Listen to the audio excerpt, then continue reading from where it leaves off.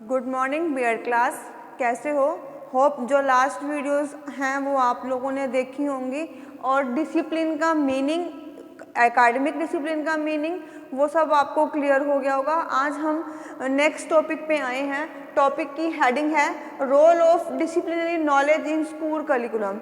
यहाँ पर पार्ट 1 इसलिए लिखा है क्योंकि इसकी हेडिंग्स कुछ ज़्यादा थी, तो इसको हमने 2 पार्ट्स में हम इसको डिवाइड कर लेंगे। आज हम पार्ट 1 डिस्कस करेंगे, लेटर ऑन हम पार्ट 2 डिस्कस कर लेंगे। इसका टॉपिक क्या है? Role of disciplinary knowledge in the school curriculum, कि क्या रोल है डिसिप्लिन्स का जब हम स्कूल करिकुलम के अंदर हम इसको डालते हैं, लेते हैं। तो आज हम इसकी कुछ हेडिंग्स हैं उसको डिस्कस करते हैं।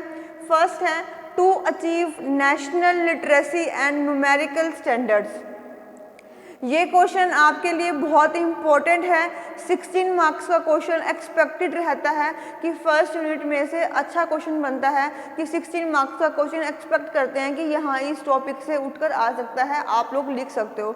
20 से 24 इसकी हेडिंग्स हैं। अगर आप इनकी हेडिंग्स भी अच्छे से लर्न कर लेते हो तो होपफुली कि आपके नंबर अच्छे आ सकते हैं। तो इम्पोर्टेंट वीडियो रहने वाली है, आप लोग इसको मिस मत करिएगा, ज़रूर देखिएगा। To achieve national literacy and numerical standards.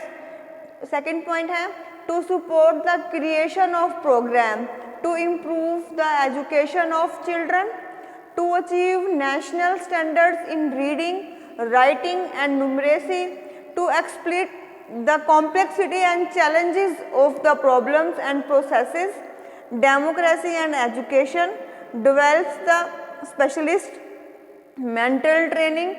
8th one is broadening the mental horizons, developing power to solve various problems, informative value, develop the insights and provides rich experiences. These are the 12 headings.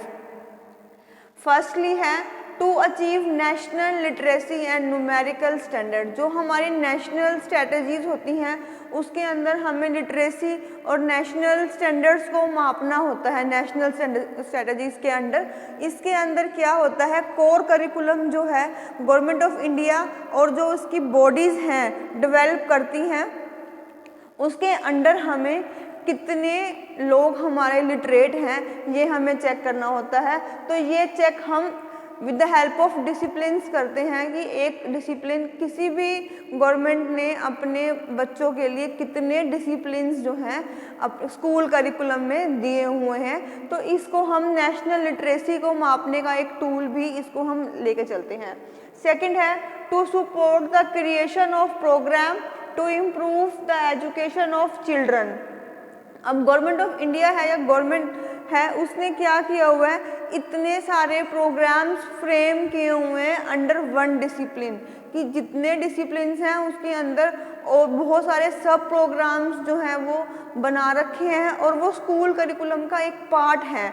अब वो programmes क्यों बनाए हुए हैं? These are programs जो है are establish to improve the quality of children. जितने भी बच्चे हैं उनकी क्वालिटीज़ को इंक्रीज़ करने के लिए, कि हम गवर्नमेंट चाहती है कि उसके जितने भी स्टूडेंट्स हैं, स्कूल्स हैं, वहाँ पर अच्छा करिकुलम मिले, मोर डिसिप्लिन्स जो हैं उनको वहाँ पर स्टडीज़ कराई जाए। थर्ड है to achieve national standards in reading, writing and numeracy. अब यहाँ पर हमने क्या करा है कि डिफरेंट जो हमारे स्टैंडर्ड्स हैं, नेशनल स्टैंडर्ड्स हैं रीडिंग, राइटिंग और न्यूमरेसी के, इसको डेवलप करना है। Basically these are the skills. इन स्किल्स को इम्प्रूव करने के लिए डिसिप्लिन के अंडर बहुत सारे प्रोग्राम्स रखे जाते हैं कि जहाँ पर स्टूडेंट्स की रीडिंग, राइटिंग और न्यूमरेसी की स्किल्स हैं वो पर्टिकुलर वो स्किल्स जो हैं वो इनकी इम्प्रूव हो सके। इन स्किल्स को इम्प्रूव करने के लिए बाकायदा ट्रेनिंग्स की फैसिलिटी भी डिसिप्लिन के अंडर रखी जाती है। नेक्स्ट है to explicit the complexity and challenges of the problems and processes. Day by day जो अब हम टेक्नोलॉजी चेंज हो रही है, हम नए ईरा के अंदर, साइंस ईरा के अंदर हम लोग एंटर कर चुके हैं, तो वहाँ पर क्या है, बहुत सारी चैलेंजेस हैं जो स्टूडेंट्स को फेस करनी पड़ती हैं।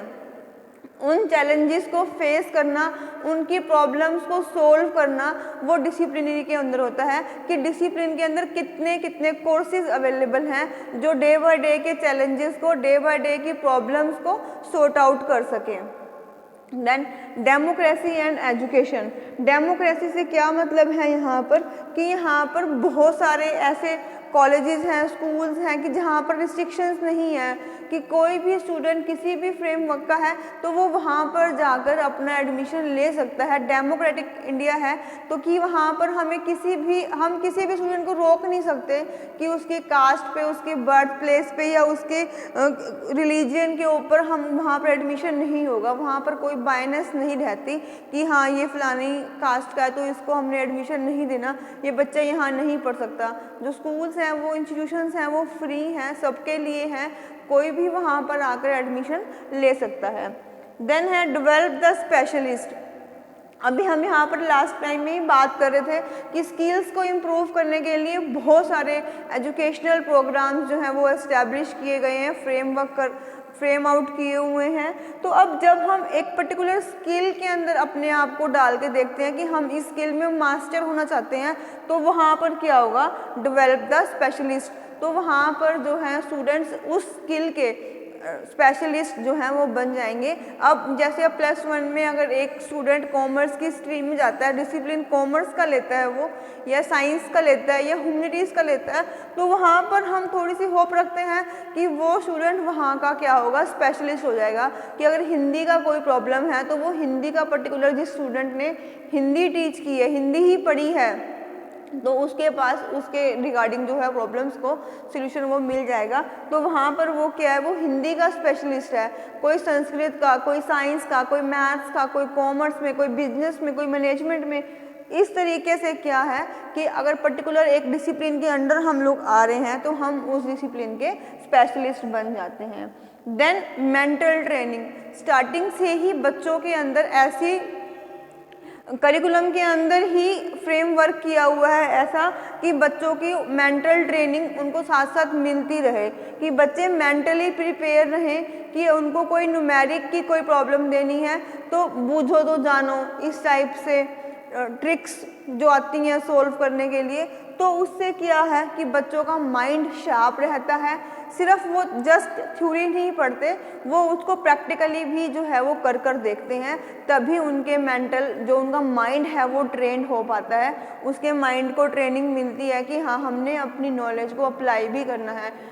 अकेला सिर्फ नॉलेज को लेना और अंडरस्टैंड करना काफ़ी नहीं है, यहाँ पर हमारे को नॉलेज को अप्लाई करना भी ज़रूरी है। When we apply our knowledge that means we are sharping our mind, कि हम अपने माइंड को शार्प कर रहे हैं, हम अपना सीखी हुई चीज़ को हम यूज़ कर पा रहे हैं, तभी वो डिसिप्लिन काम में आएगा, तभी वो नॉलेज काम में आएगी।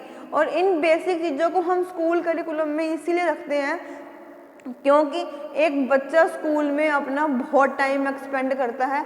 अगर वहाँ का कोर करिकुलम ही इस तरीके का, स्ट्रक्चर ही इस तरीके का बना हुआ है, उसको हम टाइम टू टाइम हर्डल्स दे रहे हैं, हम टाइम टू टाइम उसको डिफ़िकल्टीज जानबूझ के इम्पोज कर रहे हैं ताकि वो उससे गेट रिड हो सके, तभी जो है उसको मेंटल ट्रेनिंग जो उसको वहाँ पर मिल पाएगी।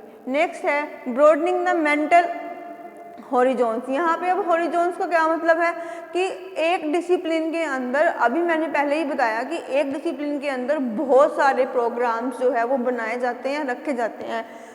रखने का क्या मतलब है कि वहाँ पर उनको हॉरिजॉन्स की और बहुत सारे क्षेत्र वहाँ पर उनको मिल सकें, कि अगर कॉमर्स का बच्चा है वो बैंकिंग की लाइन में जा सकता है, वो सीए बन सकता है, वो सीएस बन सकता है, वो टीचर बन सकता है, वो अकाउंटेंट बन सकता है। That means there are lots of horizons for one stream. तो यहाँ पर भी क्या है कि यहाँ पर ब्रॉडनिंग कर दी गई है। अगर इस चीज़ को हम स्कूल करिकुलम में नहीं कराएंगे तो बच्चा इतने हॉरिजॉन्स में नहीं जा सकता, वो सिर्फ एक सिंपल ट्रैक पर चलकर सिर्फ एजुकेट हो सकता है, वो प्रोफेशनली कहीं पर अपने आप को स्टैंड करा हुआ नहीं देख सकता। लास्ट है नेक्स्ट है developing power to solve various problems. वहाँ यहाँ पर सेम बात रिपीट हो रही है कि वेरियस प्रॉब्लम्स को सॉल्व करने की एबिलिटी उसके अंदर डेवलप होती है। Whether the problem is educational problem, social problem, economic problem और उसकी पर्सनल प्रॉब्लम, कि किसी भी टाइप की प्रॉब्लम को वो फेस कर रहा है तो उसके अंदर इतनी पावर हो, वो इतना मोटिवेटेड हो या इतना वो डेवलप कर ले अपनी स्किल्स को कि वो इन प्रॉब्लम्स को ईजीली कोप अप कर सके या उनसे बाहर आने की उसके अंदर एबिलिटी होनी चाहिए। नेक्स्ट है इंफॉर्मेटिव वैल्यूज़, कि अब यहाँ पर हम इतना कुछ दे रहे हैं तो ये सब क्या है, इंफॉर्मेशन है स्टूडेंट्स को। अब एक डिसिप्लिन के अंदर अगर हम उसको नहीं बताएंगे तो इस तरीके की इंफॉर्मेशन उसके पास कहाँ से आएगी, नहीं ले पाएगा। तभी इसको हम क्या करते हैं, स्कूल करिकुलम के अंदर डिसिप्लिन की नॉलेज जो है बच्चों को हम देना शुरू कर देते हैं, ताकि एटलीस्ट बच्चा अपनी एक स्ट्रीम को, अपने एक पैशन को, अपनी एक डिसिप्लिन को पहचान पाए, उसको उसके रिगार्डिंग उसकी फुल इंफॉर्मेशन मिल पाए कि उसको आगे इस स्ट्रीम में कितना आगे बढ़ना है और क्या कुछ उसको इस स्ट्रीम में मिलने वाला है। देन है डेवलप द इंसाइट्स। अभी हमने यही बात की कि जब उसके सामने वेरियस प्रॉब्लम्स आएंगी तो उसके अंदरली इतना मोटिवेशन होगा, उसके पास इतनी इंसाइट होगी कि वो उन प्रॉब्लम्स को फेस कर सकता है, उन प्रॉब्लम के साथ फाइट कर सकता है और उससे बाहर भी वो आ सकता है।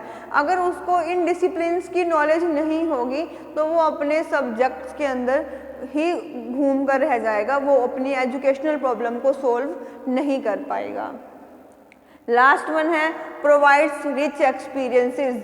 अभी हमने यही बात की कि स्कूल करिकुलम ऐसा है कि वहाँ पर हम को करिकुलर एक्टिविटीज़ या और सेमिनार्स, वर्कशॉप्स जो हम बच्चों को ट्रेनिंग हैंड टू हैंड दे रहे हैं, तो there they get rich experience of everything, कि उनके पास हमने उनको प्रॉब्लम्स इम्पोज करी, क्वेश्चंस के थ्रू करी या एक्टिविटीज़ के थ्रू करी, तो वहाँ पर बच्चा खुद से ही उस चीज़ को बना रहा है, खुद से ही उस चीज़ से बाहर आ रहा है, तभी उसके पास इतना जो है एक्सपीरियंसेस हो पाएगा कि वो अपनी जो है एजुकेशन प्रॉब्लम्स को वो सॉल्व कर सकता है।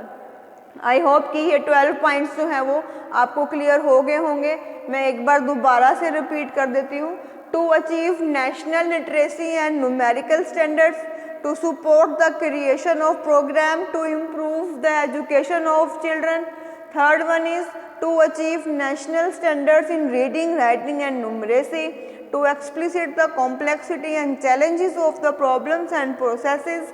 Fifth one is democracy and education, develops the specialist mental training, broadening the mental horizons, developing power to solve various problems, informative values, develop the insight, provides rich experiences।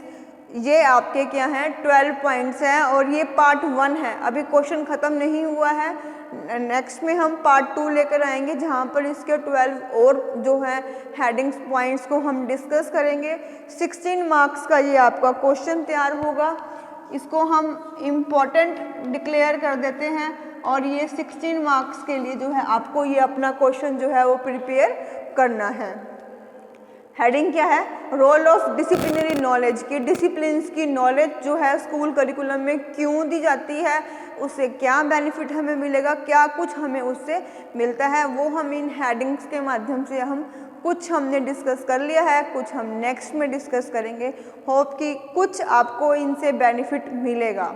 ठीक है, अगर आप इनको एक बार क्वेश्चन को सुन लेते हो तो अपनी लैंग्वेज में आप इनको लिखने के एबल भी बन जाते हो। तो ये वीडियोस आप लोगों के लिए ही बनाई जाती हैं, आप इनको पूरा देखा करो और ज़रूर देखा करो, क्यों आपके लिए ही इतने एफर्ट्स हो रहे हैं। अगर आप लोग ही नहीं इसको देखोगे तो हमारे एफर्ट्स जो हैं वो यूज़लेस हो जाएंगे, वेस्ट हो जाएंगे।